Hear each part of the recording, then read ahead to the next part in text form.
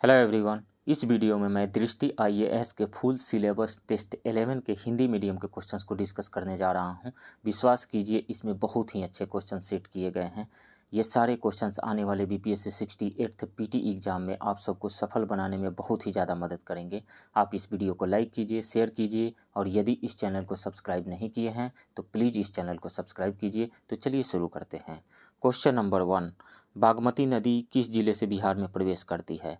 तो बागमती नदी काठमांडू के उत्तर में नेपाल से निकलती है। यह सीतामढ़ी जिले से बिहार में प्रवेश करती है। राइट ऑप्शन ए होगा। नेक्स्ट क्वेश्चन, निम्नलिखित में से कौन सी नदी सीवान जिले से होकर के बहती है? तो सीवान जिले में झरही, दाहा, गंडकी, धमाटी यानी धामही, सियाही और निकारी जैसी कुछ छोटी नदियाँ प्रवाहित होती है। तो राइट ऑप्शन यहाँ पे हो जाएगा सी, घाघरा नदी। सीवान जिले की दक्षिणी सीमा क्षेत्र की मुख्य धारा घाघरा नदी द्वारा निर्मित है।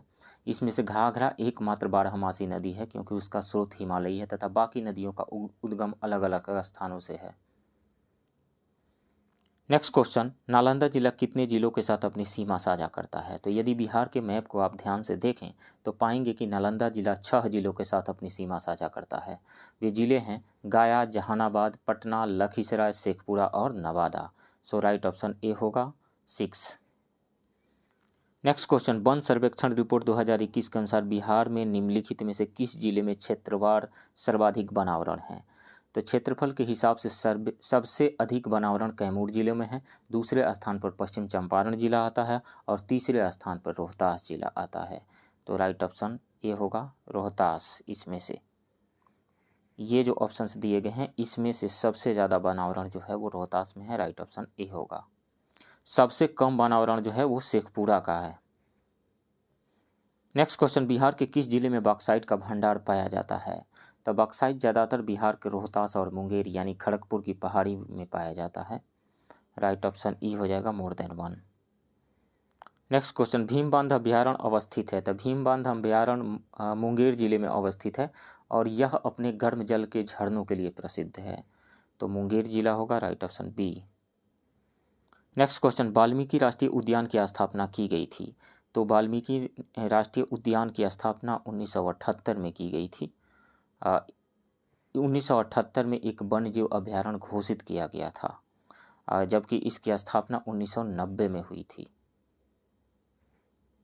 मतलब ये रहा कि वाल्मीकि राष्ट्रीय उद्यान को 1978 में एक वन्यजीव अभ्यारण्य घोषित किया गया था और वाल्मीकि राष्ट्रीय उद्यान बनाया गया 1990 में। सो राइट ऑप्शन सी होगा 1990।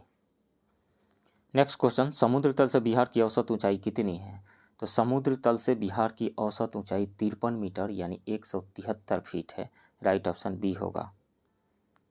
नेक्स्ट क्वेश्चन, निम्नलिखित में से एक गर्म महासागरीय धारा है? तो पेरुवियन धारा, कैनरी की धारा और ओयासियो की धारा ये ठंडी धाराएं हैं। एंटिलीज की धारा जो है यह एक गर्म धारा है। राइट ऑप्शन डी होगा। गर्म धाराओं में यदि हम बात करें तो कुरेशियों की धारा, दक्षिण इक्वेटोरियल की धारा, अलास्का की धारा, एंटिलीज की धारा, फ्लोरिडा की धारा और इरमिंगर की धारा ये गर्म महासागरीय धाराएं हैं। जबकि पेरुवियन की धारा, कैनरी की धारा, ओयासियो की धारा, लेब्राडोर की धारा और फॉकलैंड की धारा ये सभी ठंडी महासागरीय धाराएं हैं। नेक्स्ट क्वेश्चन, एरेबस ज्वालामुखी पर्वत अवस्थित है? तो माउंट एरेबस अंटार्कटिका के रॉस द्वीप पर स्थित है जो विश्व के उन कुछ ज्वालामुखियों में से एक है जिसके शिखर पर क्रेटर में एक लावा झील है। सो राइट ऑप्शन यहाँ पे हो जाएगा सी, अंटार्कटिका। नेक्स्ट क्वेश्चन, निम्नलिखित में कौन सा बलित पर्वत है? तो बलित पर्वत के कुछ उदाहरण हैं Aravalli, Himalaya, Ural, Alps, Rocky और एंडीज। ये सब बलित पर्वतों के प्रकार हैं, बलित पर्वतों के उदाहरण हैं। तो इसमें से ई हो जाएगा मोर देन 1। नेक्स्ट क्वेश्चन, बिंदीबू जनजाति निवासी है? कहाँ की निवासी है? बिंदीबू जनजाति जो है ये ऑस्ट्रेलिया की निवासी है। ऑस्ट्रेलिया की निवासी है। राइट ऑप्शन बी हो जाएगा। नेक्स्ट क्वेश्चन, बोस्पोरस जल संधि अवस्थित है? तो बोस्पोरस जल संधि तुर्की में अवस्थित है। राइट ऑप्शन सी होगा। नेक्स्ट क्वेश्चन, मच्छू नदी निम्नलिखित में से किस राज्य से होकर के गुजरती है? तो मच्छू नदी गुजरात के सुरेंद्रनगर जिले में मडला पहाड़ियों से निकलती है तथा कच्छ के रण में 141.75 किलोमीटर नीचे की ओर विलुप्त हो जाती है। सो राइट ऑप्शन यहाँ पे बी होगा, गुजरात। ये नदी चर्चा में क्यों रही? तो कुछ समय पहले यानी पिछले साल गुजरात के मोरबी जिले में मच्छू नदी पर एक सस्पेंशन ब्रिज जो है गिर गया था, जिसमें लगभग 135 लोग मारे गए थे। इस कारण से ये चर्चा में रही थी। नेक्स्ट क्वेश्चन, निम्नलिखित कथनों पर विचार कीजिए। प्राथमिक भूकंपीय तरंगे यानी पी तरंगे प्रकाश तरंगों के समान होती है। बिल्कुल नहीं, प्रकाश तरंगों के समान नहीं होती है, ध्वनि तरंगों के समान होती है, तो ये गलत है। द्वितीयक तरंगे, भूकंपीय तरंगे यानी एस तरंगे केवल ठोस पदार्थों में ही संचारित होती है। बिल्कुल सही बात है, यह केवल ठोस पदार्थों में संचारित होती है, ये स्टेटमेंट सही है। पी तरंग का छाया क्षेत्र एस तरंग की तुलना में काफ़ी बड़ा होता है। नहीं, एस तरंग का छाया क्षेत्र जो है पी तरंग की तुलना में काफ़ी बड़ा होता है, तो इसलिए ये कथन गलत है। 2 सही है, तो केवल 2 होगा, right option D. Next question, हवाई ज्वालामुखी एक प्रकार की है। हवाई ज्वालामुखी जो है एक प्रकार की सील्ड ज्वालामुखी है। Sealed Jwalamukhi right option A होगा। ये ज्वालामुखी ज़्यादातर बेसाल्ट से बने होते हैं। यह एक प्रकार का लावा है जो फूटने पर बहुत तरल होता है, इसी कारण ये ज्वालामुखी तीव्र ढाल वाले नहीं होते हैं। नेक्स्ट क्वेश्चन, अफ्रीकी घास के मैदानों को कहा जाता है? तो अफ्रीकी घास के मैदानों को सवाना कहा जाता है, राइट ऑप्शन बी हो। नेक्स्ट क्वेश्चन, भारत में यूरेनियम का अग्रणी उत्पादक राज्य है? आंध्र प्रदेश है, राइट ऑप्शन सी होगा। नेक्स्ट क्वेश्चन, भारत के वर्तमान नियंत्रक एवं महालेखा परीक्षक यानी कैग कौन है? तो वो हैं Girish Chandra Murmu. Girish Chandra Murmu right option C होगा।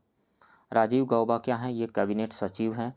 श्री साजी के भी अध्यक्ष हैं नाबार्ड के, और राजीव कुमार मुख्य चुनाव आयुक्त हैं। नेक्स्ट क्वेश्चन, आईएनएस बेला एक स्कॉर्पियन श्रेणी की पनडुब्बी किस देश के सहयोग से बनाई गई है? तो स्कॉर्पियन श्रेणी की पनडुब्बी भारत में फ्रांस के नौसेना समूह के सहयोग से मुंबई में माझगांव डाक शिप बिल्डर्स लिमिटेड द्वारा बनाई गई है। सो राइट ऑप्शन यहाँ पे हो जाएगा, फ्रांस के सहयोग से A. Next question, all the lives we never lived पुस्तक के लेखक कौन हैं? तो वो हैं Anuradha Roy. Anuradha Roy right option B होगा। ये पुस्तक जो है चर्चा में क्यों रहा? इसके लिए प्रतिष्ठित साहित्य अकादमी पुरस्कार 2022 दिया गया है अनुराधा रॉय को। नेक्स्ट क्वेश्चन, वर्ष 2022 के लिए भौतिकी का नोबेल पुरस्कार किसने जीता था? 3 लोगों को मिला था भौतिकी का नोबेल पुरस्कार, एलेन एस्पेक्ट, जॉन क्लॉजर और एंटोन जिलिंगर को। 3 लोगों को, एलेन एस्पेक्ट, जॉन क्लॉजर और Anton Zeilinger. So right option इसमें से ए हो जाएगा, एलेन एस्पेक्ट्स ए। ये Morten Meldal and Annie Ernaux को मिला है केमिस्ट्री का नोबेल प्राइज, और डगलस डायमंड को अर्थशास्त्र का Nobel prize. Next question, Bhimnagar barrage किस नदी पे बना है? कोसी नदी पे बना है, राइट ऑप्शन ए होगा। नेक्स्ट क्वेश्चन, वन सर्वेक्षण रिपोर्ट 2021 के अनुसार बिहार में कुल वृक्ष आच्छादन कितना है? तो है 2341 वर्ग किलोमीटर, राइट ऑप्शन बी होगा। नेक्स्ट क्वेश्चन, निम्न में से कौन से देश मृत सागर को घेरे हुए हैं? तो डेड सी जो है यानी मृत सागर इजराइल और जॉर्डन से घिरा हुआ है। 1 और 4 हो जाएगा, राइट ऑप्शन सी होगा। नेक्स्ट क्वेश्चन, EDAR पोर्टल शुरू किया गया है? तो सड़क परिवहन और राजमार्ग मंत्रालय के द्वारा शुरू किया गया है, राइट ऑप्शन यहाँ पे ए हो जाएगा। यह पोर्टल सड़क दुर्घटनाओं के बारे में तत्काल जानकारी प्रदान करता है तथा दुर्घटना मुआवजे के दावे में तेजी लाने में मदद करता है, जिससे पीड़ितों के परिवारों को राहत मिलती है। नेक्स्ट क्वेश्चन, हाल ही में RBI ने निम्नलिखित में से किस बैंक को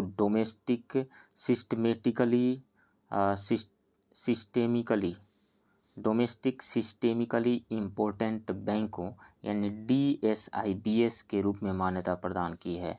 तो भारतीय रिजर्व बैंक ने भारतीय स्टेट बैंक, ICICI बैंक और HDFC बैंक को डोमेस्टिक सिस्टेमिकली इम्पोर्टेड बैंकों या ऐसे बैंकों के रूप में बरकरार रखा है जिन्हें टू बिग टू फेल माना जाता है। सो इसमें से राइट ऑप्शन ई हो जाएगा, मोर देन 1। नेक्स्ट क्वेश्चन, पहली भारतीय वन स्थिति रिपोर्ट कब प्रकाशित हुई थी? तो वर्ष 1987 में प्रकाशित हुई थी, और 2021 का जो रिपोर्ट है वो 17वां संस्करण है। नेक्स्ट क्वेश्चन, वैश्विक जोखिम रिपोर्ट प्रकाशित की जाती है। तो वैश्विक जोखिम रिपोर्ट प्रकाशित की जाती है विश्व आर्थिक मंच के द्वारा, वर्ल्ड इकोनॉमिक फोरम के द्वारा। राइट ऑप्शन सी होगा। नेक्स्ट क्वेश्चन, किस देश को बाघ संरक्षण पर चौथे एशिया मंत्री स्तरीय सम्मेलन की मेजबानी की? तो मलेशिया ने किया। राइट ऑप्शन बी होगा। नेक्स्ट क्वेश्चन, 15 फरवरी को बिहार में शहीद दिवस सम्मान के रूप में मनाया जाता है। तो 15 फरवरी को शहीद दिवस उन 34 स्वतंत्रता सेनानियों की यानी 34th स्वतंत्रता सेनानियों की याद में मनाया जाता है जो 90 वर्ष पहले बिहार के मुंगेर जिले के तारापुर शहर में पुलिस द्वारा मारे गए थे। सो राइट ऑप्शन बी होगा, 34 स्वतंत्रता सेनानियों की। नेक्स्ट क्वेश्चन, युवा वैज्ञानिक पुरस्कार 2021 के प्राप्तकर्ता ओम प्रकाश गुजेला बिहार के किस जिले से संबंधित है? तो वो हैं जहानाबाद जिले से संबंधित। राइट ऑप्शन डी होगा। नेक्स्ट क्वेश्चन, शिक्षा किस वर्ष समवर्ती सूची का विषय बनी? तो शिक्षा राज्य सूची का विषय था जिसे संविधान के 42वें संशोधन 1976 के तहत समवर्ती सूची में स्थानांतरित किया गया था। सो राइट ऑप्शन यहाँ पे होगा बी, वर्ष 1976 में। नेक्स्ट क्वेश्चन, भारतीय संविधान के किस अनुच्छेद में लोक सेवा आयोग के कार्यों का उल्लेख किया गया है? तो अनुच्छेद 280 में वित्त आयोग के बारे में उल्लेख है। अनुच्छेद 320 में लोक सेवा आयोग के कार्य के बारे में उल्लेख किया गया है। तो राइट ऑप्शन यहाँ पे बी हो जाएगा। अनुच्छेद 352 में आपातकाल की उद्घोषणा के बारे में ये प्रावधान किया गया है। अनुच्छेद 368 जो है भारतीय संविधान में संशोधन करने की शक्ति, संसद की शक्ति और उसके लिए प्रक्रिया का उल्लेख किया गया है अनुच्छेद 368 में। नेक्स्ट क्वेश्चन, उपराष्ट्रपति को पद से हटाने के लिए संकल्प पारित करने के लिए आवश्यक होती है। तो उपराष्ट्रपति को हटाने के लिए औपचारिक महाभियोग की आवश्यकता नहीं है, उसे राज्यसभा के सभी तत्कालीन सदस्यों के बहुमत से पारित एक प्रस्ताव द्वारा हटाया जा सकता है तथा लोकसभा द्वारा उस पर सहमति व्यक्त की जाती है। इसका मतलब यह है कि यह प्रस्ताव राज्यसभा में प्रभावी बहुमत से और लोकसभा में साधारण बहुमत से पारित होना चाहिए। ध्यान देने योग्य बात यह है कि भारत में प्रभावी बहुमत केवल एक प्रकार का विशेष बहुमत है, अलग नहीं है। इसके अलावा यह संकल्प केवल राज्यसभा में पेश किया जा सकता है, न कि लोकसभा में। तो इसमें से राइट ऑप्शन ई हो जाएगा। नेक्स्ट क्वेश्चन, भारत के प्रथम प्रधानमंत्री कौन थे जो नियुक्ति के समय राज्यसभा के सदस्य थे? तो इंदिरा गांधी भारत की प्रथम प्रधानमंत्री रहीं जो नियुक्ति के समय राज्यसभा की सदस्य रहीं। राइट ऑप्शन सी होगा। Next question, doctor B R. Ambedkar के अनुसार संविधान का हृदय और आत्मा है यानी soul and heart and soul of the constitution जो है वो है आर्टिकल 32 अनुच्छेद 32। राइट ऑप्शन बी होगा। नेक्स्ट क्वेश्चन, संसद के पुनः समन्वित होने के बाद अध्यादेश स्वतः प्रभावहीन हो जाता है। तो संसद के मध्यावकाश के दौरान राष्ट्रपति द्वारा जारी किए गए प्रत्येक अध्यादेश को संसद के दोनों सदनों के पुनः समन्वित होने पर उसके समक्ष रखा जाना चाहिए। यदि अध्यादेश दोनों सदनों द्वारा अनुमोदित हो जाता है तो यह एक अधिनियम बन जाता है। यदि संसद बिल्कुल भी कोई कार्यवाही नहीं करती है तो अध्यादेश संसद के पुनः समन्वित होने के 6 सप्ताह की समाप्ति पर समाप्त हो जाता है। यदि संसद के दोनों सदन इसे अस्वीकार करने का प्रस्ताव पारित करते हैं तो अध्यादेश निर्धारित 6 सप्ताह से पहले प्रभावी नहीं रह सकता है। सो राइट ऑप्शन यहाँ पे सी होगा, 6 सप्ताह के बाद। नेक्स्ट क्वेश्चन, वरीयता तालिका में निम्नलिखित में से कौन सा या कौन से भारत के मुख्य न्यायाधीश के ऊपर आता है? तो भारत के वरीयता क्रम यदि हम देखें तो सबसे फर्स्ट पे आते हैं राष्ट्रपति, सेकंड पे उपराष्ट्रपति, थर्ड पे प्रधानमंत्री, फोर्थ पे राज्य के राज्यपाल, फिफ्थ पे पूर्व राष्ट्रपति और उपराष्ट्रपति, सिक्स्थ पे उप प्रधानमंत्री, सेवेंथ में भारत के मुख्य न्यायाधीश और लोकसभा के अध्यक्ष आते हैं। तो भारत के मुख्य न्यायाधीश से ऊपर जो हैं वो हैं पूर्व राष्ट्रपति भी हैं, प्रधानमंत्री भी हैं, राष्ट्रपति भी हैं और राज्यों के राज्यपाल भी हैं। तो ये ऑल ऑफ दी अबव होगा। राइट ऑप्शन ई होगा। नेक्स्ट, लोकसभा के प्रथम आदिवासी उपाध्यक्ष कौन थे? तो करिया मुंडा 15वीं लोकसभा में डिप्टी स्पीकर के रूप में चुने जाने वाले पहले आदिवासी थे। लोकसभा के प्रथम आदिवासी अध्यक्ष पी.एस. संगमा तथा लोकसभा की पहली महिला अध्यक्ष मीरा कुमार रहीं। राइट ऑप्शन डी होगा, करिया मुंडा। नेक्स्ट क्वेश्चन, बिहार विधान परिषद में कितने सदस्य निर्वाचित होते हैं? तो कुल सदस्य हैं 75। बिहार विधान परिषद में सीटों की संख्या है 75, उसमें से 63 निर्वाचित होते हैं और 12 मनोनीत होते हैं। सो राइट ऑप्शन बी होगा। नेक्स्ट क्वेश्चन, संविधान में अंतर्राज्यीय परिषद के संबंध में प्रावधान प्रदान किया गया है। तो अनुच्छेद 263 आर्टिकल 263 में किया गया है। राइट ऑप्शन डी होगा। अनुच्छेद 124 में क्या है? उच्चतम न्यायालय की स्थापना और गठन है। अनुच्छेद 183 में क्या है? विधान परिषद के सभापति और उपसभापति के पद से अवकाश और त्यागपत्र और पद से हटाया जाना शामिल है। अनुच्छेद 244 में क्या है? अनुसूचित क्षेत्रों और जनजातीय क्षेत्रों का प्रशासन। नेक्स्ट क्वेश्चन, धूल के कणों को हटाने के लिए एक कोट को छड़ी से पीटा जाता है, यह एक अनुप्रयोग है जड़ता का, इनर्शिया का। राइट ऑप्शन बी होगा। इनर्शिया क्या है? कोई भी ऑब्जेक्ट, कोई भी बॉडी अपने स्टेट ऑफ रेस्ट या फिर स्टेट ऑफ यूनिफॉर्म मोशन को मेंटेन रखना चाहता है, बनाए रखना चाहता है। जो भी स्टेट ऑफ रेस्ट और स्टेट ऑफ मोशन में चेंज लाने की कोशिश की जाती है वो उसको रेसिस्ट करता है। इसी को इनर्शिया कहा जाता है, जड़ता कहा जाता है। और इनर्शिया जो है मास पे डिपेंड करता है। तो कोट से यदि गर्दा को झाड़ना है हमें, तो कोट को छड़ी से जब पीटते हैं तो कोट के जो मटेरियल है, जो कोट है, उसको हम स्लाइटली मोशन में ला देते हैं, जबकि धूल कण जो है रेस्ट में ही बने रहते हैं। इस कारण से ये अलग हो जाते हैं। नेक्स्ट क्वेश्चन, निम्नलिखित में से कौन सा उदाहरण न्यूटन के गति के तीसरे नियम का पालन करता है?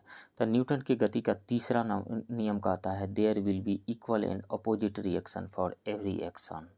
मतलब ये रहा कि प्रत्येक क्रिया के लिए एक समान और विपरीत प्रतिक्रिया होती है। मतलब ये रहा कि किसी ऑब्जेक्ट पे हम यदि फोर्स एक्सर्ट करते हैं तो ऑब्जेक्ट भी हम पर अपोजिट डायरेक्शन में उतना ही फोर्स एक्सर्ट करता है। तो एक बंदूक का प्रतिघात यानी रिकॉइलिंग ऑफ गन जो है न्यूटन के थर्ड नियम का पालन करता है। राइट ऑप्शन यहाँ पे ए होगा। गन में क्या होता है? गन जैसे है, मान लीजिए यहाँ पे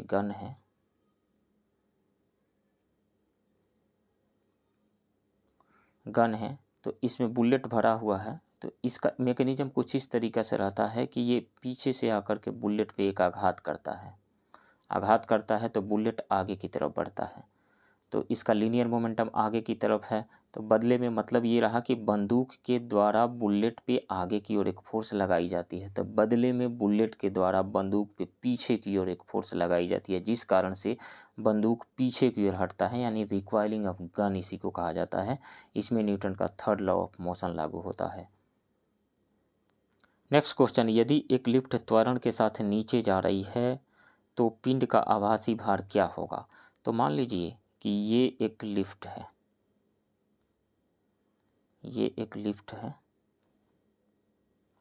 और नीचे जा रही है त्वरण के साथ। ये नीचे लिफ्ट आ रही है, मान लीजिए यहाँ पर कोई ऑब्जेक्ट है, तो नीचे इसका mg नीचे की ओर काम कर रहा होगा, वेट नीचे की ओर काम कर रहा होगा, बदले में फ्लोर इस पे नॉर्मल रिएक्शन ऊपर की ओर अप्लाई कर रहा होगा। तो नेट फोर्स नीचे की ओर है, तो इसके लिए हम न्यूटन का लॉ, सेकेंड लॉ अप्लाई करेंगे तो क्या हो जाएगा? mg माइनस n, नीचे फोर्स mg लग रहा है, ऊपर n, तो नेट फोर्स कितना होगा? mg minus n is equal to mass into acceleration. मान लेते हैं कि a एक्सेलरेशन से नीचे आ रहा है यहाँ पे, तो n इज इक्वल टू कितना हो जाएगा? यहाँ पे n इज इक्वल टू हो जाएगा mg minus ma, m common ले लें तो यहाँ से आ जाएगा g माइनस a। या यूँ कहें कि mg है क्या? उसका वेट है, उसके वेट में से कुछ घट रहा है, तो यदि एक लिफ्ट त्वरण के साथ नीचे जा रही है तो पिंड का आभासी भार क्या होगा? तो आभासी भार कम होगा ना। नॉर्मल रिएक्शन जो होता है वहीं तो उसका आभासी भार है, ये नॉर्मल रिएक्शन है। तो आभासी भार में हम देख रहे हैं कि उसके वास्तविक भार में से कुछ घट रहा है, मास इंटू एक्सेलरेशन घट रहा है।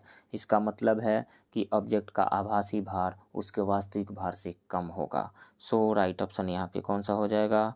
राइट ऑप्शन बी होगा। शरीर का आभासी भार उसके वास्तविक भार से कम होगा। राइट ऑप्शन बी होगा। नेक्स्ट क्वेश्चन, आपेक्षिक घनत्व की एसआई इकाई क्या है? तो देखिए आपेक्षिक घनत्व क्या है? रिलेटिव डेंसिटी ऐसे तो हायर क्लासेस में दिया ही रहता है। सबसे कम जो क्लास है वहाँ पे 9th क्लास है। 9th क्लास के साइंस के बुक में दिया गया है रिलेटिव डेंसिटी। तो relative density is equal to होता है आर डी की यदि मैं बात करूं, R D relative density is equal to density of an object by density of water at 4 degree Celsius, ये होता है। तो डेंसिटी ऑफ वाटर को हम केजी पर मीटर क्यूब में यदि एक्सप्रेस करें तो density of water, density of body भी मीटर केजी पर मीटर क्यूब में होगा और डेंसिटी ऑफ वाटर भी केजी पर मीटर क्यूब में होगा। तो केजी पर मीटर क्यूब कट जाएगा यहाँ से, केजी पर मीटर क्यूब ऊपर में भी है, केजी पर मीटर क्यूब नीचे में भी है, दोनों कट करके क्या आएगा, यूनिटलेस है, यानी रिलेटिव डेंसिटी जो है यूनिटलेस है, कोई यूनिट नहीं होगा। राइट ऑप्शन ई होगा, none of the above. Next question, किसी वस्तु को उत्तल दर्पण के सामने रखने पर प्रतिबिंब की प्रकृति क्या होगी। तो इमेज ही बना करके हम देख लेते हैं। ये मान लीजिए कि ये उत्तल दर्पण है, उत्तल दर्पण ये है, ये इसका प्रिंसिपल एक्सिस है। किसी ऑब्जेक्ट को यहाँ रखिए, तो किसी ऑब्जेक्ट को रखेंगे तो मान लीजिए एक पैरेलल हम रे चला रहे हैं यहाँ से प्रिंसिपल एक्सिस के पैरेलल, तो ये ऐसा लगेगा कि ये रे जो है फोकस से आती हुई प्रतीत होगी। ये इसका फोकस यदि यहाँ है तो ये इधर की ओर रिफ्लेक्ट हो गई, तो इसको पीछे की ओर बढ़ाएंगे हम तो ये रे फोकस पे काटती हुई नज़र आएंगी। उसके बाद में एक दूसरा हम चला देते हैं, दूसरा यहाँ से चला दीजिए, तो जितनी एंगल ऑफ इंसिडेंस होगा उतने ही एंगल ऑफ रिफ्लेक्शन होगा, तो उतने ही एंगल बना करके ये इधर की ओर रिफ्लेक्ट हो जाएगी। पीछे की ओर यदि हम बढ़ाएं तो पीछे की ओर वास्तविक रूप से तो दोनों रे नहीं कट कर रही है, लेकिन ऐसा लग रहा है कि दोनों यहाँ पे कट कर रही है। तो इस ऑब्जेक्ट का इमेज इधर बना, कैसा बना, सीधा बना, वर्चुअल बना और स्मॉलर देन ऑब्जेक्ट बना।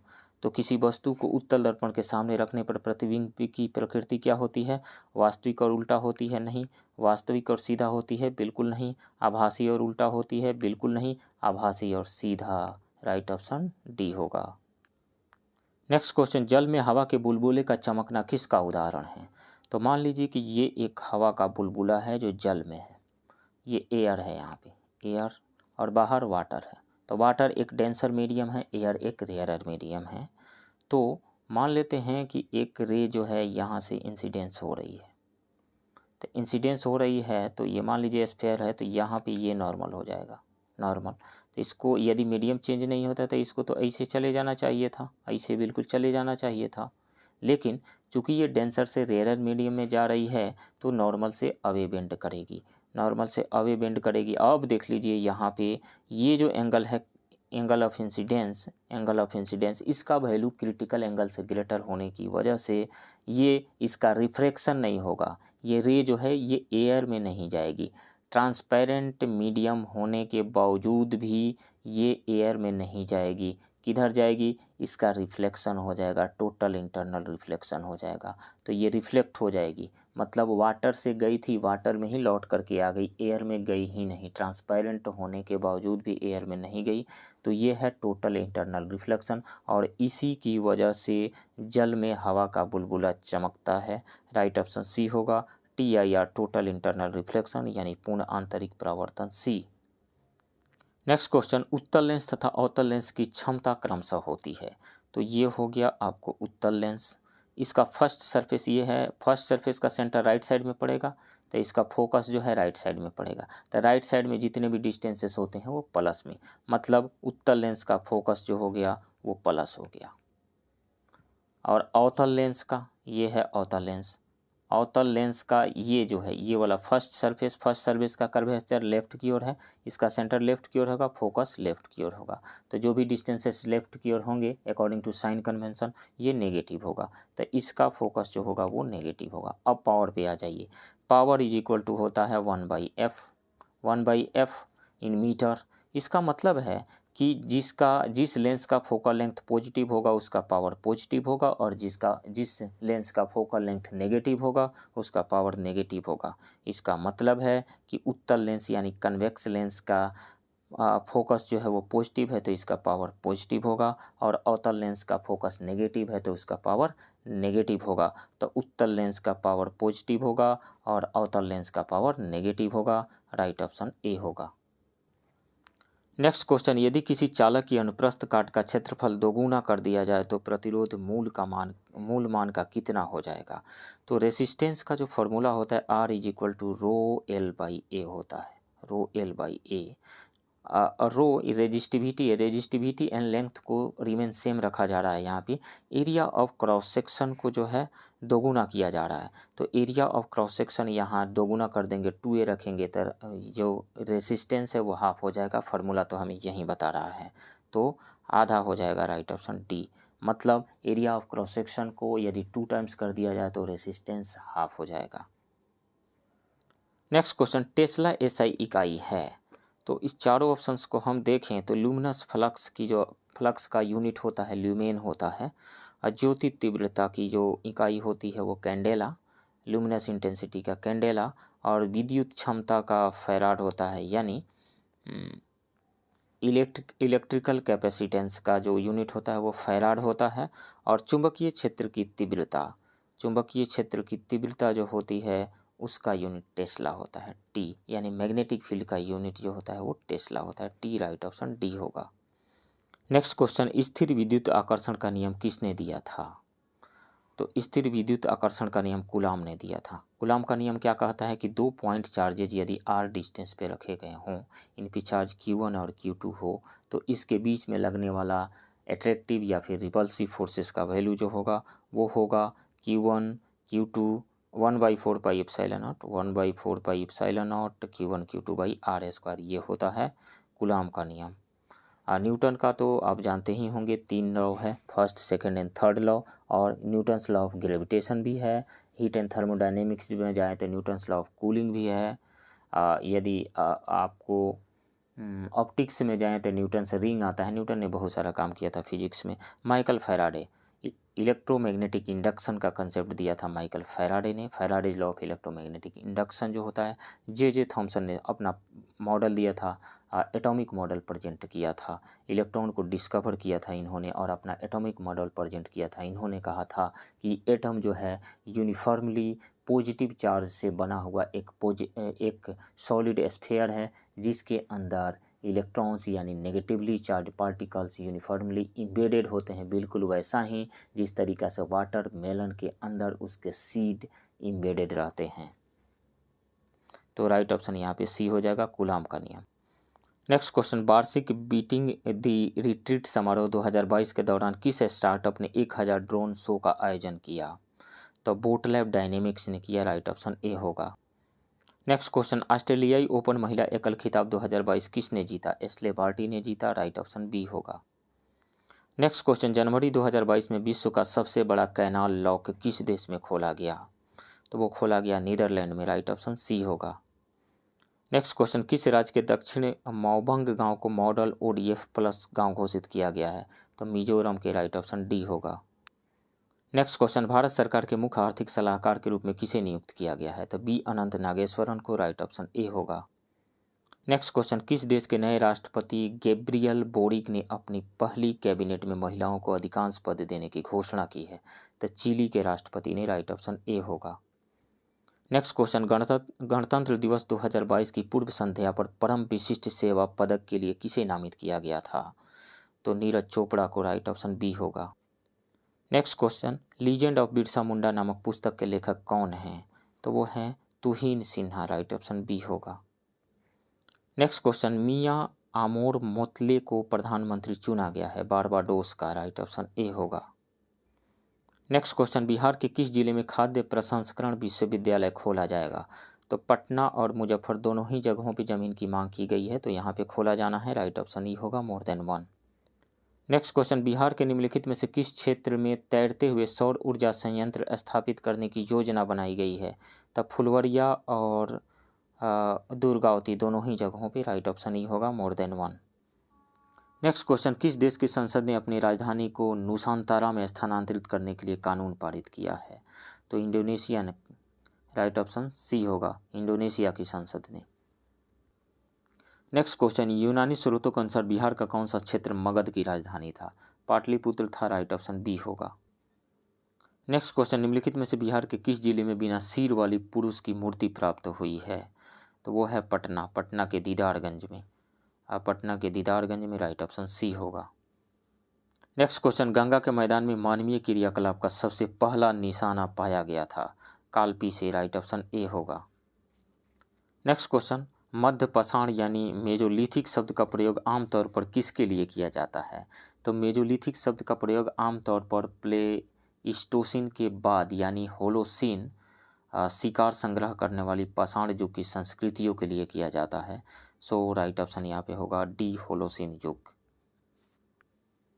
नेक्स्ट क्वेश्चन, आहार संस्कृति अवस्थित थी? तो राजस्थान के दक्षिणी पूर्वी भाग में अवस्थित थी। राजस्थान के दक्षिण पूर्वी भाग में, राइट ऑप्शन बी होगा। नेक्स्ट क्वेश्चन, राजपुत्र शब्द का प्रयोग शुरू हुआ था 12वीं सदी ईस्वी में शुरू हुआ था। राइट ऑप्शन सी होगा। विशिष्ट गोत्रों के लिए राजपुत्र शब्द का प्रयोग या विभिन्न कुलों के लिए एक सामूहिक शब्द के रूप में 12वीं शताब्दी ईस्वी में शुरू हुआ था। नेक्स्ट क्वेश्चन, परमाणु की मुख्य शाखा की राजधानी थी? तो धारा थी। राइट ऑप्शन डी होगा। परमाणु की मुख्य शाखा की राजधानी धारा यानी आधुनिक धार यानी मध्य प्रदेश थी। नेक्स्ट क्वेश्चन, सूची 1 को सूची 2 से सुमेलित कीजिए। तोमर प्रारंभिक 12वीं शताब्दी 1165 से सम्मिलित होगा, ये ए का 1 हो जाएगा। अनंगपाल अनंगपाल जो है 1130 से 1145, बी का 2 हो जाएगा। चौहान 1165 से 1192 तक शासन रहा चौहानों का, तो सी का 3 हो जाएगा। और पृथ्वीराज चौहान का 1175 से 1192 तक रहा शासन, तो ए का 1, बी का 2, सी का 3 एंड डी का 4। 1 2 3 4, राइट ऑप्शन ए होगा। नेक्स्ट क्वेश्चन, चौसा के युद्ध में नसीरुद्दीन हुमायूं को किसने हराया था? शेरशाह सूरी ने हराया था। राइट ऑप्शन सी होगा। नेक्स्ट क्वेश्चन, निम्नलिखित में से किस युद्ध के बाद शेरशाह ने खुद को फरीद अल दीन शेरशाह की उपाधि को अपनाया? तो चौसा का प्रसिद्ध युद्ध 26 जून 1539 को बक्सर से 10 मील दक्षिण पश्चिम में चौसा में लड़ा गया था। शेरशाह विजयी हुआ तथा उसने स्वयं को फरीद अल दीन शेर शाह की उपाधि प्रदान की। राइट ऑप्शन बी होगा, चौसा का युद्ध में।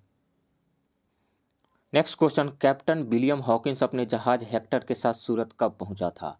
तो वर्ष 1608 में कैप्टन विलियम हॉकिंस अपने जहाज हेक्टर के साथ सूरत पहुंचा। वह अपने साथ इंग्लैंड के राजा जेम्स प्रथम का एक पत्र जहांगीर के मुगल दरबार में भारत में व्यापार करने की अनुमति का अनुरोध लेकर आया था। सो राइट ऑप्शन ए होगा, 1608।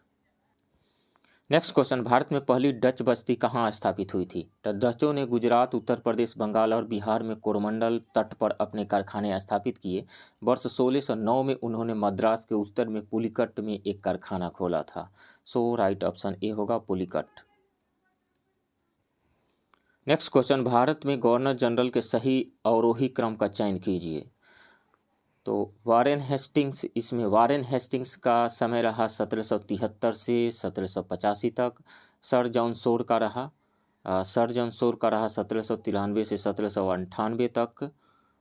वारेन हेस्टिंग्स का रहा 1773 से 85 तक। सर जॉन शोर का टेन्योर रहा 1793 से 1798 तक। सर जॉर्ज बार्लो का टेन्योर रहा 1805 से 1807 तक। और लॉर्ड विलियम बेंटिक का कार्यकाल रहा 1828 से 1835 तक। तो यही क्रम रहेगा, Warren Hastings, then sir John Shore, then sir George Barlow, then lord William Bentinck. Right option B होगा। नेक्स्ट क्वेश्चन, भारतीय राष्ट्रीय कांग्रेस के पहले मुस्लिम अध्यक्ष कौन थे? तो बदरुद्दीन तैयबजी थे। बदरुद्दीन तैयबजी 1887 में 27 से 30 दिसंबर को आयोजित मद्रास अधिवेशन में चुने गए भारतीय राष्ट्रीय कांग्रेस के पहले मुस्लिम अध्यक्ष थे। उन्हें तीसरे सत्र के अध्यक्ष के रूप में चुना गया था। राइट ऑप्शन डी होगा, बदरुद्दीन तैयबजी। नेक्स्ट क्वेश्चन, धारसाना नमक सत्याग्रह का नेतृत्व किसने किया था? सरोजनी नायडू ने किया था। राइट ऑप्शन सी होगा। नेक्स्ट क्वेश्चन, रहनुमाई मजदे-ए-आसन सभा की स्थापना कब हुई थी? तो रहनुमाई मजदे-ए-आसन सभा की स्थापना वर्ष 1851 में अंग्रेजी शिक्षित पारसियों के एक समूह द्वारा पारसियों की सामाजिक स्थिति के उत्थान और पारसी धर्म को प्राचीन शुद्धता की बहाली के लिए की गई थी। सो राइट ऑप्शन यहाँ पे होगा ए, 1851। नेक्स्ट क्वेश्चन, निम्नलिखित में से कौन इंडियन लीग का संस्थापक था? तो वर्ष 1875 में शिशिर कुमार घोष ने इंडियन लीग की शुरुआत लोगों में राष्ट्रवाद की भावना को बढ़ावा देने और राजनीतिक शिक्षा को प्रोत्साहित करने के उद्देश्य से की थी। सो राइट ऑप्शन डी होगा, शिशिर कुमार घोष। नेक्स्ट क्वेश्चन, निम्नलिखित में से कौन कांग्रेस का उदारवादी नेता नहीं था? तो दादा भाई नौरोजी थे, फिरोज शाह मेहता भी थे, D.E. वाचा भी थे, W.C. बनर्जी भी थे। ये लोग सभी उदारवादी नेता ही थे। राइट ऑप्शन ई हो जाएगा, none of the above. Next question, Champaran के नील की कृषि करने वालों की लंबे समय से चली आ रही दुर्दशा का अंत किस वर्ष हुआ था? तो चंपारण सत्याग्रह के बाद वर्ष 1918 में हुआ था। राइट ऑप्शन सी होगा। नेक्स्ट क्वेश्चन, अमार सोनार बांग्ला वर्तमान बांग्लादेश का राष्ट्रगान किसके द्वारा रचा गया था? रविंद्रनाथ टैगोर के द्वारा। राइट ऑप्शन डी होगा। नेक्स्ट क्वेश्चन, अनुशीलन समिति की स्थापना किसके द्वारा की गई थी? तो प्रमथनाथ मित्र के द्वारा की गई थी। राइट ऑप्शन बी होगा। वर्ष 1902 में पहले क्रांतिकारी समूहों का गठन मिदनापुर में ज्ञानेंद्र नाथ बसु के नेतृत्व में हुआ था। वर्ष 1902 में कलकत्ता में अनुशीलन समिति की स्थापना प्रथम नाथ मित्र द्वारा की गई थी और इसमें जतीन्द्र नाथ बनर्जी, बरिंद्र कुमार घोष और अन्य शामिल थे। राइट ऑप्शन बी होगा, प्रमथनाथ मित्र। नेक्स्ट क्वेश्चन, गांधी किस वर्ष भारत लौटे थे? तो 9 जनवरी 1915 को लौटे थे। राइट ऑप्शन सी होगा। नेक्स्ट क्वेश्चन, यूरोपीय व्यापारी कंपनियों ने किस बाजार से दास खरीदे? तो यूरोपीय लोगों के आगमन ने भारत में दासता और दास व्यापार को बढ़ावा दिया। यूरोपीय व्यापारी कंपनियों ने बंगाल, असम और बिहार के बाजारों से दास खरीदे और उन्हें यूरोपीय और अमेरिकी बाजार में बेच दिए, अमेरिकी बाजार में लाए। राइट ऑप्शन डी होगा, बिहार से। नेक्स्ट क्वेश्चन, मुस्लिम लीग द्वारा पाकिस्तान प्रस्ताव पारित किया गया था? तो लाहौर अधिवेशन में पारित किया गया था। राइट ऑप्शन ए होगा। नेक्स्ट क्वेश्चन, निम्नलिखित में से कौन सा INA के बारे में सही नहीं था? अभूतपूर्व उच्च मुखरता और तीव्रता थी, इसमें यह सही है। व्यापक भौगोलिक और सामाजिक प्रसार था, यह भी सही है। ब्रिटिश राज के पारंपरिक सुरक्षा प्राचीर सरकारी कर्मचारियों एवं वफादारों तक व्यापकता थी, यह भी सही है। समय के साथ यह पूर्णतः भारत बनाम ब्रिटेन का मुद्दा बन गया, यह भी सही है। तो निम्नलिखित में से कौन सा INA के बारे में सही नहीं है? तो नन ऑफ दी अबव हो जाएगा। राइट ऑप्शन ई, सभी सही हैं। नेक्स्ट क्वेश्चन, निम्नलिखित में से किसने बिहार के गया जिले में किसान सभा आंदोलन को सक्रिय किया था? तो यदुनंदन शर्मा ने बिहार के गया जिले में किसान सभा आंदोलन को सक्रिय किया था, Yadunandan Sharma. Right option B होगा। नेक्स्ट क्वेश्चन, बक्सर का युद्ध निम्नलिखित में से किस तिथि को लड़ा गया था? तो 22 अक्टूबर 1764 को लड़ा गया था। राइट ऑप्शन डी होगा। नेक्स्ट क्वेश्चन, सूची 1 को सूची 2 के साथ मिलान कीजिए। प्रथम आंग्ल मैसूर युद्ध 1767 से 1769 के बीच में हुआ था और इसी में मद्रास की संधि हुई थी। ए का 1 हो जाएगा। द्वितीय आंग्ल मैसूर युद्ध 1779 से 1784 के बीच हुआ था और इसी में मैंगलोर की संधि हुई थी। बी का 2 हो जाएगा। तृतीय आंग्ल मैसूर युद्ध 1790 से 1792 के बीच में हुआ था और इसी में श्रीरंगपट्टनम की संधि हुई थी, तो सी का 3 हो जाएगा। चतुर्थ आंग्ल मैसूर युद्ध 1799 में हुआ था और मैसूर को ब्रिटिश सेना द्वारा जीत लिया गया था, तो डी का 4 हो जाएगा। तो इसमें से ए का 1, बी का 2, सी का 3 एंड डी का 4, that means 1, 2, 3 and 4। Right option A होगा। नेक्स्ट क्वेश्चन, वर्ष 1875 में न्यूयॉर्क शहर संयुक्त राज्य अमेरिका में थियोसॉफिकल सोसाइटी की स्थापना किसने की थी?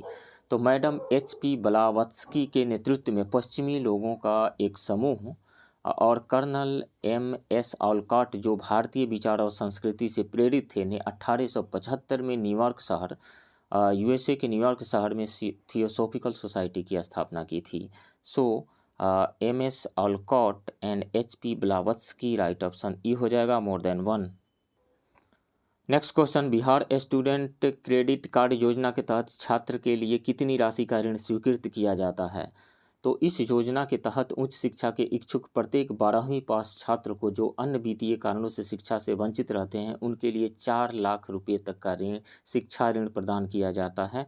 4 लाख रुपये होगा। Right option C. Next question, मुख्यमंत्री निश्चय स्वयं सहायता भत्ता योजना के लिए आयु समूह क्या है? तो इस योजना के तहत 20 से 25 वर्ष की आयु के बेरोजगार युवा जो रोजगार की तलाश में हैं को अधिकतम 2 वर्ष की अवधि के लिए 1000 रुपये प्रति माह प्रदान किया जाता है। तो एज ग्रुप जो है 20 से 25 है, राइट ऑप्शन बी होगा।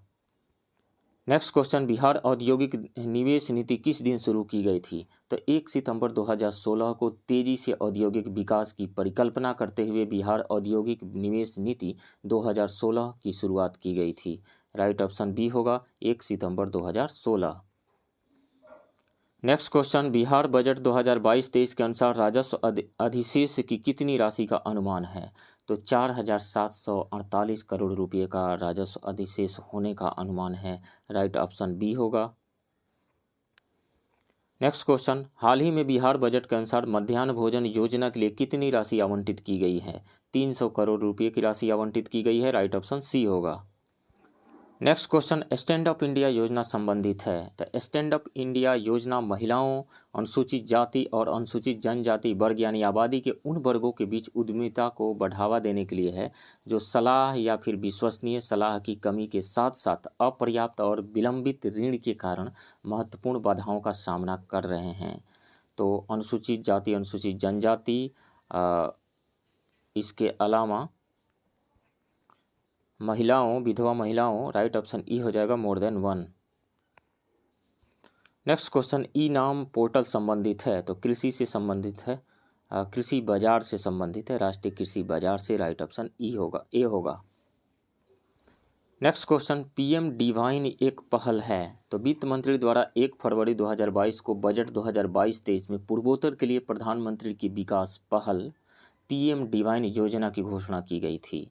तो पूर्वोत्तर के लिए, उत्तर पूर्वी क्षेत्र के लिए विकास की एक पहल है, राइट ऑप्शन बी होगा। नेक्स्ट क्वेश्चन, निम्नलिखित में से किसके बाद आपातकालीन क्रेडिट लाइन गारंटी योजना शुरू की गई थी? तो ये शुरू की गई थी कोविड-19 संकट के बाद, राइट ऑप्शन सी होगा। नेक्स्ट क्वेश्चन, केंद्रीय बजट 2022-23 में हर घर नल से जल योजना को कितनी राशि आवंटित की गई है? 60,000 करोड़ रुपये, राइट ऑप्शन सी होगा। नेक्स्ट क्वेश्चन, केंद्रीय बजट 2022-23 के अनुसार पॉलिश किए गए हीरो पर कितने प्रतिशत सीमा शुल्क कम किया गया है? 5% कम किया गया है, राइट ऑप्शन डी होगा। नेक्स्ट क्वेश्चन, केंद्रीय बजट 2022-23 के अनुसार सहकारी समितियों पर कितने प्रतिशत अधिभार लगाया जाएगा? सहकारी समितियों और कंपनियों के बीच समान अवसर प्रदान करने के लिए बजट 2022-23 में सहकारी समितियों के लिए वैकल्पिक न्यूनतम कर को भी घटाकर 15% करने का प्रस्ताव किया गया था। वित्त मंत्री ने अपने बजट भाषण के दौरान 1 करोड़ रुपये से अधिक और 10 करोड़ रुपये तक की कुल आय वाले सहकारी समितियों पर अधिभार को वर्तमान 12% से घटाकर उस समय के 12% से घटाकर 7% करने का प्रस्ताव दिया गया था। सो राइट ऑप्शन डी होगा 7%। नेक्स्ट क्वेश्चन, आर्थिक सर्वेक्षण 2021-22 के अनुसार भारत की कुल प्रजनन दर कितनी है?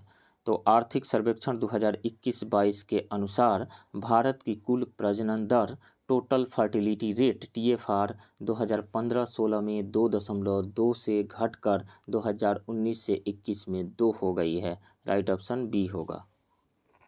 नेक्स्ट क्वेश्चन, बिहार में भूकंप सुरक्षा सप्ताह मनाया जाता है। तो यह प्रत्येक वर्ष 15 से 21 जनवरी तक मनाया जाता है बिहार राज्य आपदा प्रबंधन प्राधिकरण द्वारा। तो 15 से 21 जनवरी, राइट ऑप्शन सी होगा। नेक्स्ट क्वेश्चन, निम्नलिखित में से किसे जनवरी 2022 में विश्व आर्थिक मंच पुरस्कार से सम्मानित किया गया था? तो 18 जनवरी 2022 को विश्व आर्थिक मंच द्वारा आयोजित एक अंतर्राष्ट्रीय सम्मेलन दावोस एजेंडा 2022 में पटना के संजय प्रधान को दुनिया भर के 14 अन्य लोगों के साथ वार्षिक विश्व आर्थिक मंच पुरस्कार से सम्मानित किया गया था। सो राइट ऑप्शन सी होगा, संजय प्रधान। नेक्स्ट क्वेश्चन, ऑपरेशन आहट पहल है। तो फरवरी 2022 में रेलवे सुरक्षा बल RPF ने मानव तस्करी पर अंकुश लगाने के लिए एक राष्ट्रव्यापी पहल ऑपरेशन आहट शुरू की थी, राइट ऑप्शन बी होगा, रेलवे सुरक्षा बल के द्वारा। नेक्स्ट क्वेश्चन, निम्नलिखित में से किस देश ने वन ओशन समिट का आयोजन किया था? तो फ्रांस ने किया था, राइट ऑप्शन बी होगा।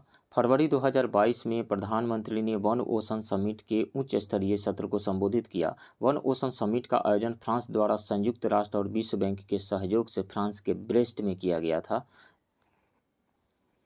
नेक्स्ट क्वेश्चन, फरवरी 2022 में निम्नलिखित में से कौन सा राष्ट्रीय एकल खिड़की प्रणाली में शामिल होने वाला पहला केंद्र शासित बन गया है? तो जम्मू कश्मीर बन गया है, जम्मू और कश्मीर, राइट ऑप्शन डी होगा। नेक्स्ट क्वेश्चन, आर्थिक सर्वेक्षण 2021-22 के अनुसार रेपो दर को रखा गया था 4% तक रखा गया था। राइट ऑप्शन बी होगा। नेक्स्ट क्वेश्चन, हाल ही में जापानी इंसेफ्लाइटिस को समाचारों में देखा गया था, यह शरीर के किस अंग को प्रभावित करता है? तो हाल ही में राष्ट्रीय पशु जैव प्रौद्योगिकी संस्थान हैदराबाद ने गैर संरचनात्मक वन स्त्रावी प्रोटीन का पता लगाने के लिए एक इम्यूनो सेंसर विकसित किया है, जो रक्त में मौजूदा जापानी इंसेफ्लाइटिस वायरस के लिए एक उपयुक्त जैव सूचक है। जापानी इंसेफ्लाइटिस फ्लेवी वायरस के कारण होने वाली एक बीमारी है जो मस्तिष्क के आसपास की झिल्लियों को प्रभावित करती है। मस्तिष्क, राइट ऑप्शन डी होगा। नेक्स्ट क्वेश्चन, EOS-4 एक पहल है, तो अर्थ ऑब्जर्वेशन सैटेलाइट एक पहल है इसरो का। राइट ऑप्शन बी होगा। नेक्स्ट क्वेश्चन, मेदराम जात्रा महोत्सव मनाया जाता है, तो कोया जनजाति द्वारा मनाया जाता है। मेदराम यात्रा कुंभ मेले के बाद भारत का दूसरा सबसे बड़ा मेला है, जो तेलंगाना के दूसरे सबसे बड़े जनजातीय समुदाय कोया जनजाति द्वारा 4 दिनों तक मनाया जाता है। राइट ऑप्शन ए होगा, कोया जनजाति द्वारा। नेक्स्ट क्वेश्चन, देविका नदी परियोजना संबंधित है, तो देविका नदी जम्मू और कश्मीर के उधमपुर जिले में पहाड़ी सुधा महादेव मंदिर से निकलती है तथा पश्चिमी पंजाब की ओर बहती है और यहाँ यह रावी नदी में मिल जाती है। तो ये देविका नदी परियोजना जम्मू और कश्मीर से संबंधित है। राइट ऑप्शन ए होगा। नेक्स्ट क्वेश्चन, अंतर्राष्ट्रीय एपिलेप्सी यानी मिर्गी दिवस किस दिन को मनाया जाता है? तो यह प्रत्येक वर्ष फरवरी के दूसरे सोमवार को मनाया जाता है। फरवरी के दूसरे सोमवार। राइट ऑप्शन बी होगा।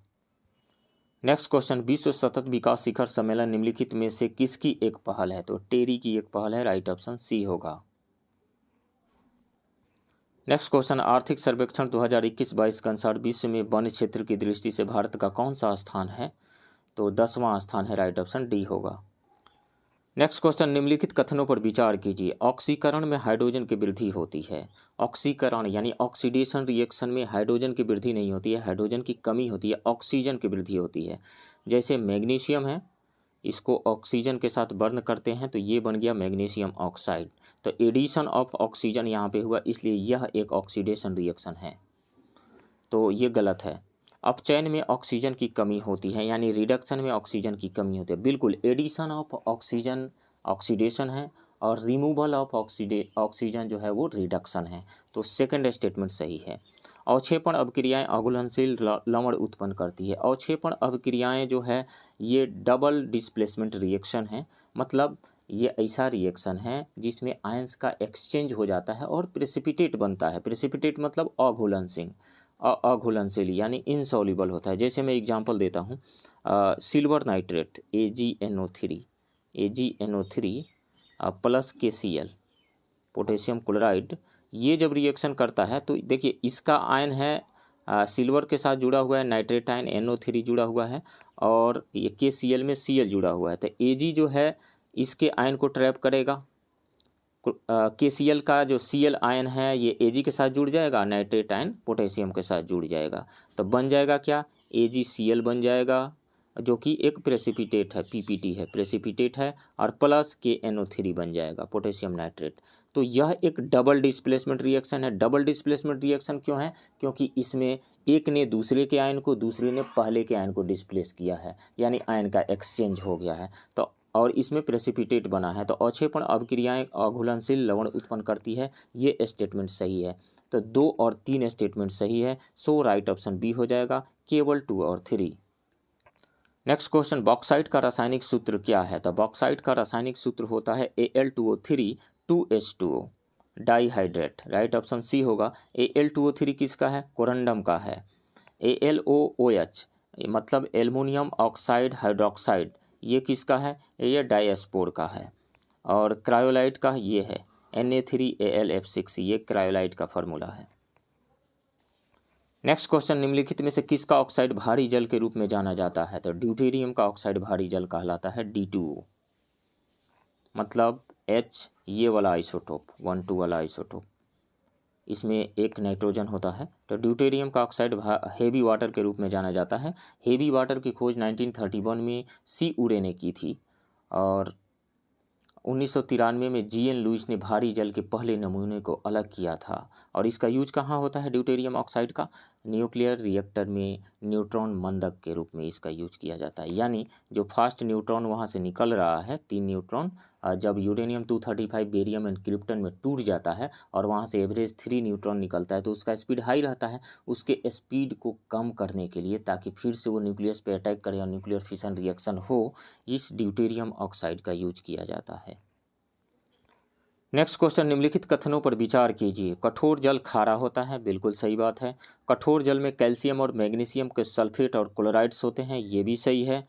तो केवल 1 और 2, मतलब दोनों स्टेटमेंट सही है, राइट ऑप्शन सी होगा। नेक्स्ट क्वेश्चन, उत्क्रमण परासरण यानी रिवर्स ऑस्मोसिस क्या है? तो रिवर्स ऑस्मोसिस क्या है पहले ये समझिए। ये मान लीजिए कि ये एक कंटेनर है और इस साइड की ओर सॉल्ट वाटर रखा गया है, इम्प्योर वाटर है। यहाँ पे एक SPM सेमी परमिएबल मेम्ब्रेन लगाया गया है, सेमी परमिएबल मेम्ब्रेन। इधर इम्प्योर वाटर है, इम्प्योर वाटर है, और इधर प्योर वाटर है। तो इसमें ऑटोमेटिकली प्योर वाटर से वाटर के मॉलिक्यूल इम्प्योर वाटर की तरफ मूव करके चले जाते हैं थ्रू सेमी परमिएबल मेम्ब्रेन। इसको कहा जाता है ऑस्मोसिस। अब यदि इम्प्योर साइड में हम क्या करें, एक प्रेशर एक्सर्ट कर दें जिससे कि ये मूवमेंट जो प्योर साइड से वाटर मॉलिक्यूल का इम्प्योर साइड में जा रहा है वो रुक जाए, तो इस मिनिमम प्रेशर को ऑस्मोटिक प्रेशर कहा जाता है। अब जो ही इस लेफ्ट साइड में यानी इम्प्योर साइड में ऑस्मोटिक प्रेशर से ज़्यादा प्रेशर एक्सर्ट किया जाता है तो वाटर के मॉलिक्यूल इस इम्प्योर यानी सॉल्टी वाटर में से मूव करके प्योर वाटर की तरफ जाना शुरू कर देते हैं, और इसी को कहा जाता है रिवर्स ऑस्मोसिस। इम्प्योर यानी सॉल्टी वाटर से प्योर वाटर की तरफ वाटर मॉलिक्यूल का मूवमेंट है ये रिवर्स ऑस्मोसिस। इसका यूज किया जाता है डिसैलिनेशन प्लांट में इसका यूज किया जाता है, या घरों में जो RO लगा रहता है वही तो है रिवर्स ऑस्मोसिस। तो जल शोधन प्रौद्योगिकी में इसका यूज किया जाता है, राइट ऑप्शन बी है। पूरे वर्ल्ड में सबसे अच्छा जल शोधन जो प्रौद्योगिकी है वो इजराइल के पास है। नेक्स्ट क्वेश्चन, अमोनिया यौगिक है, तो अमोनिया का फॉर्मूला होता है NH3। तो ये किसका यौगिक है? नाइट्रोजन एंड हाइड्रोजन का है, राइट ऑप्शन ए होगा। नेक्स्ट क्वेश्चन, पृथ्वी के वायुमंडल में नाइट्रोजन का प्रतिशत कितना है? तो 78% है, राइट ऑप्शन सी होगा। नेक्स्ट क्वेश्चन, निम्नलिखित में से किसे स्ट्रेंजर गैस के रूप में जाना जाता है? तो जेनॉन को स्ट्रेंजर गैस के रूप में जाना जाता है, राइट ऑप्शन सी होगा। जेनॉन एक इनर्ट गैस है और इसका एटॉमिक नंबर 54 होता है, एटॉमिक मास 131.293 होता है। नेक्स्ट क्वेश्चन, निम्नलिखित में से कौन सा तत्व नींद को प्रेरित करता है? तो वो है इथाइल एल्कोहल C2H5OH, शराब, राइट ऑप्शन बी होगा।